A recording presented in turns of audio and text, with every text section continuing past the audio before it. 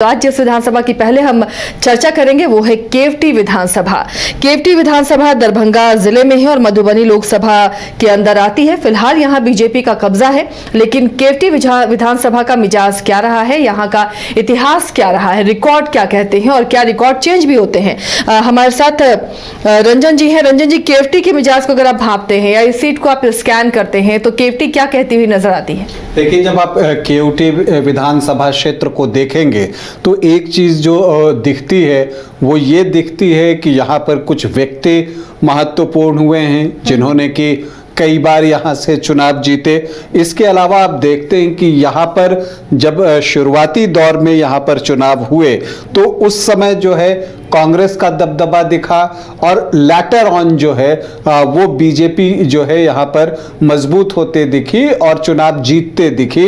हालांकि जब आप समीकरण देखते हैं तो एमवाई समीकरण यहाँ बहुत स्ट्रांग है, लेकिन बावजूद इसके जो है बीजेपी को यहाँ पर सबसे ज्यादा बार जो है वो सफलता मिली है। जिन दो व्यक्तियों की आप चर्चा करना चाहती हैं इस विधानसभा क्षेत्र की, जब आप बात करती हैं, इनफैक्ट तीन की हम चर्चा कर सकते हैं। एक तो हुकुमदेव नारायण यादव हुए जो कि जब शुरुआत में 1967, 69 और 72 में वो चुनाव जीते थे। उस समय विधानसभा का जो नाम था वो केवटी रनवे था, लेकिन जो केवटी विधानसभा हुआ उसका गठन 1977 में जो है हुआ और पहला चुनाव 1977 में ही किया गया। हालांकि जनता पार्टी की लहर में पहली बार जीत जो है वो आपको सोशलिस्ट पार्टी जनता पार्टी को ही मिली, लेकिन फिर उसके बाद यहां पर कांग्रेस जीतते रही। अब अगर हम यहां के आंकड़ों पर देखें तो कुल जो 11 चुनाव यहां हुए हैं तो आपको बता दें कि 6 बार मुस्लिम विधायक यहां से चुने गए हैं। ये एक गौर करने की बात है। बीजेपी ने सर्वाधिक बार ये सीट जीती है, 4 बार। आरजेडी 2 बार इस सीट को जीतने में कामयाब रहा है और जनता दल भी जो है वो 2 बार इस सीट को जीता है। कांग्रेस को 2 बार सफलता मिली है तो जनता पार्टी को 1 बार जो है वो कामयाबी आपको मिली है। तो अगर आप देखते हैं केवटी विधानसभा को तो ये दिखता है कि सोशलिस्टों को जीत भले कम मिली हो, लेकिन उनका एक प्रभाव पृष्ठभूमि में वो रहा है। अगर हम यहां पर चुनावों की बात करें कि हाँ किसने ज्यादा बार यहां पर सीटें निकाली है तो गुलाम सरवर की बात करनी होगी। जो मैंने कहा कि जिन 3 व्यक्तियों की चर्चा करनी है तो एक तो हुकुमदेव नारायण यादव हो गए, दूसरे गुलाम सरवर हैं पूर्व स्पीकर बिहार विधानसभा के और कद्दावर नेता, इंटेलेक्चुअल पर्सनालिटी, उर्दू के लिए उन्होंने बहुत कुछ किया। वो यहां से 3 बार चुनाव जीतने में सफल रहे हैं। और फिर हुकुमदेव नारायण यादव के जो बेटे हैं अशोक कुमार यादव, वो भी यहां पर 3 बार विधायक चुने गए। गुलाम सरवर और अशोक कुमार यादव दोनों ने हैट्रिक लगाई थी, मतलब लगातार 3-3 बार चुनाव जीते थे। अब अगर हम यहां पर आखिरी 3 चुनावों की बात करें तो दिखता यह है कि यहां आमतौर पर आमने सामने की लड़ाई होती हुई दिख रही है पिछले 3 चुनावों में। हालांकि 2010 में एक तीसरा एंगल बनाने की कोशिश कांग्रेस के तरफ से हुई थी, लेकिन कांग्रेस को उतने वोट आए नहीं थे। लेकिन जब आप परिणाम देखिएगा तो आपको लगेगा कि जो भी वोट आए थे वो भी बहुत थे और इसका नुकसान जो है यहां पर आरजेडी को उठाना पड़ा था। 2010 में जो है यहां से अशोक कुमार यादव जो है वही चुनाव लड़ रहे थे, उनको 45,791 वोट आए, मतलब 42.11%।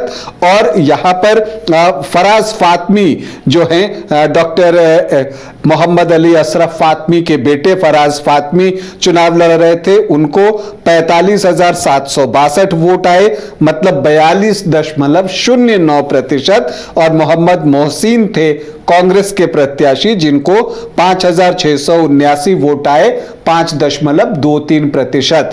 तो यहां पर जीत जो है अशोक कुमार यादव को मिली। कितने वोटों की मिली? सिर्फ 29 वोटों की। तो 29 वोटों की ये जीत थी और बीजेपी को ये सीट यहां पर मिलती है। तो अगर कांग्रेस का प्रत्याशी नहीं होता तो शायद यहां पर परिणाम पलट भी सकता था, लेकिन 2015 में जो है चीजें बदल गई। जेडीयू आरजेडी कांग्रेस का एक मजबूत गठबंधन यहां पर बना था और यहां पर फराज फातमी जो है एक बार फिर से जो है चुनावी मैदान में थे और बीजेपी से अशोक कुमार यादव ही चुनाव लड़ रहे थे। आमने सामने की लड़ाई थी, लेकिन क्लोज फाइट एक बार फिर से थी। फराज फातमी को 68,601 वोट आए, मतलब 47.14% वोट, और अशोक कुमार यादव को आए 60,771 वोट, मतलब कि 41.76% वोट। तो फराज फातमी को जो जीत मिली वो मिली 7,830 वोटों की। इसके बाद 2020 का चुनाव आता है, परिस्थितियां फिर बदल चुकी थी। जेडीयू एनडीए के साथ था और आरजेडी जो है वो लेफ्ट और कांग्रेस के साथ एक अलग गठबंधन में था। तो यहां पर जो एक बड़ी बात हुई वो ये हुई कि अब्दुल बारी सिद्दीकी को यहां चुनावी मैदान में उतारा गया और ये यहां पर आप देखिएगा कि जो फराज फातमी जो सिटिंग विधायक थे उनको टिकट मिला नहीं, बल्कि 2020 में फराज फातमी दरभंगा ग्रामीण से जेडीयू के टिकट पर जो है वो चुनाव लड़े और वहां एक क्लोज फाइट में वो हार गए और अब्दुल बारी सिद्दीकी जो है यहां पर चुनाव जो है वो लड़ने के लिए उतरे। जो उनकी सीट थी इससे पहले अलीनगर की, उसे छोड़कर वो आपको केवटी आए। लेकिन यहां पर अब्दुल बारी सिद्दीकी जो कि आरजेडी के मुस्लिम फेस हैं, उनको हार का सामना करना पड़ा। मुरारी मोहन झा को बीजेपी ने इस बार टिकट दिया था। यहां पर ब्राह्मण वोटर्स की संख्या भी अच्छी है, 76,372 वोट लेकर आए मुरारी मोहन झा, मतलब कि 46.8%, और अब्दुल बारी सिद्दीकी को आए 71,246, मतलब कि 43.6% वोट। और इस आमने सामने की लड़ाई में मुरारी मोहन झा ने बड़ा उलटफेर किया और 5,126 वोटों की जीत जो है वो दर्ज कर ली। तो ये एक बड़ी जीत थी मुरारी मोहन झा के लिए भी। अब अगर आप देखें कि कौन कौन से दावेदार हैं, तो देखिए फराज फातमी की घर वापसी हो चुकी है, वो आरजेडी में आ चुके हैं और वो शायद यहां से आरजेडी के प्रत्याशी हों। जो उनके पिता हैं मोहम्मद अली अशरफ फातमी, उन्होंने मधुबनी से इस बार लोकसभा का चुनाव भी लड़ा था। तो यहां पर लगता है कि आरजेडी से फराज फातमी का नाम जो है वो आगे चल रहा है, लेकिन और भी कुछ दावेदार हैं। उसमें अनिसुर रहमान हैं एक, वो भी दावा ठोक रहे हैं कि वो यहां से चुनाव लड़ना चाहते हैं। केवटी के बेटे की बात करते हैं कि वो चुनाव यहां से लड़ें। लेकिन एक जो चौंकाने वाला नाम है वो धीरज यादव का नाम है, जो कि बीजेपी विधायक है मिश्री लाल यादव, उनके बेटे हैं और रिश्ते कुछ शायद ठीक नहीं चल रहे। वो भी जो है आपको जो यहां के विधायक है मुरारी मोहन झा, उन पर कई बार जो है अपने सोशल मीडिया पर जो है वो आक्रामक रहते हैं, हमला करते दिखते हैं। तो कुछ एक बड़े नाम हैं जो यहां पर दावा ठोकते हुए दिख रहे हैं। अब सफलता किसे मिलेगी वो तो वक्त बताएगा। लेकिन अगर हम यहां के जातीय समीकरण की तरफ बढ़ें तो जैसा हमने कहा कि यहां पर एमवाई का मजबूत जोड़ है और यहां पर मुस्लिम बहुल इलाका है, मुस्लिम वोटर्स की संख्या सबसे ज्यादा है। तो यहां पर आप देखते हैं कि मुस्लिम वोटर्स लगभग 31% हैं, 30.9%, और एससी हैं 14.24%, और यादव जो हैं वो 12 से 13%। तो ये जो आंकड़ा पहुंच जाता है वो 43 से 44% के आसपास सिर्फ एमवाई पहुंच जाता है। इसके अलावा यहां पर ब्राह्मण भी 11 से 12% हैं, राजपूत भूमिहार को मिला दें तो 3.5 से 4%, थोड़े बहुत कायस्थ हैं यहां पर, कर्ण कायस्थ इस क्षेत्र में मिलते हैं। तो 15-16% सामान्य जाति के वोट होते हैं। कोयरी कुर्मी 3.5 से 4% हैं, धानुक भी 3.5 से 4% हैं। तो कोयरी कुर्मी और धानुक का जो योग आता है वो 7 से 8% के बीच आता है, और वैश्य जो हैं वो अच्छी संख्या में हैं, 7.5 से 8.5% के आसपास हैं। तो अगर आप समीकरण को देखें तो लगता है कि आरजेडी का पलड़ा जो है यहां पर भारी होना चाहिए, क्योंकि एमवाई ही 44% के आसपास पहुंच जाता है।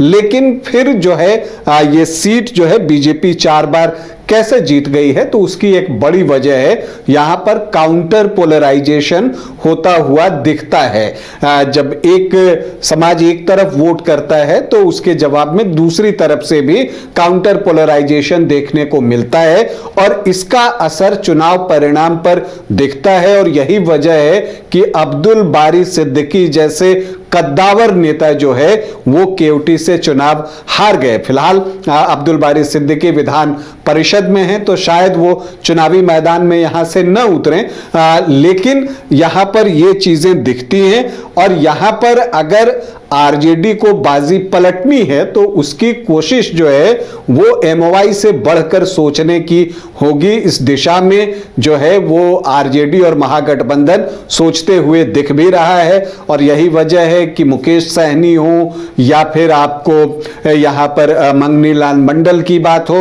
उनको जो है प्रदेश अध्यक्ष बनाया गया, मुकेश सहनी के साथ गठबंधन की बात हो रही है।